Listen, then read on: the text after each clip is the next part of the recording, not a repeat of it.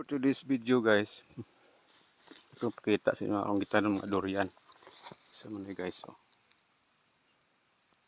na banded to guys. Wala na mahugan ni. So kanang mga kawayan da guys, so natumba na tungod sa nagdahili ang yuta. Duha ka punuan na siya. Kining kahoy makita mo sa kadako.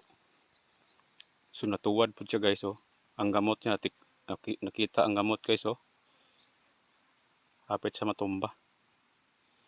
So wa siya nag-surrender, katindog yapon ang katagilid nga ni guys, so sunod this guys, so apoy sa kapunuan rin nga ako nahiwi tungod sa naglihok ang yuta na landslide sa nga area guys, itong kusog-kusog ang ulan guys, so wala siya nga portion nga kuan atipak. So wala siya nalahos kay na may mga kahoy nga dagko pero nahiwi lagi mga kahoy guys.